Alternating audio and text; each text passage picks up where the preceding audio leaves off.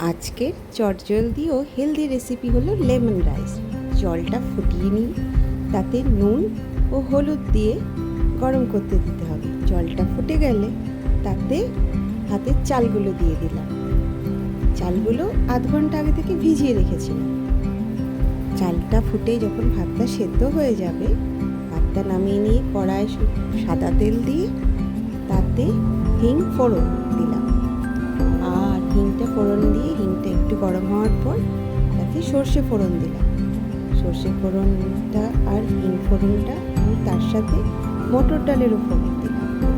মটর ডালের ফোড়ন সবকটা একটু ভালো করে নেড়ে নিয়ে তারপরে তাতে কাঁচা বাদাম ভেজে নিলাম। ভেজে নিয়ে কাঁচা বাদামগুলো যখন লাল লাল হয়ে যাবে তখন তাতে লঙ্কা ফোড়ন দিলাম আর কারি পাতাও ফোড়ন দিয়ে দিলাম। কারি পাতা, লঙ্কা, বাদাম সব কিছু একটু ভালো করে নেড়ে নিয়ে তাতে ধনে গুঁড়ো, জিরে গুঁড়ো, নুন দেবো আর মিষ্টি দেবো স্বাদ মতো।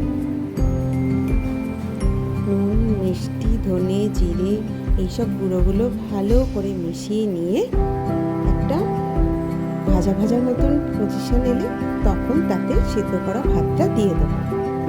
সেদ্ধ করা ভাতটা দেওয়া হয়ে গেলে সেটাকে ভালো করে নাড়িয়ে নিয়ে ভালো একটু ভাজা ভাজা মতন হলে তখন তাতে লেবুর একটা আধখানা লেবু গোটা রসটা দিয়ে দেবো।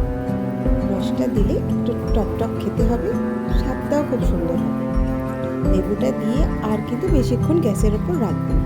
গ্যাসটা কমিয়ে দিয়ে অল্প একটু নাড়াচাড়া করে নিয়ে তারপরেই আমরা গ্যাসটা বন্ধ করে দেবো।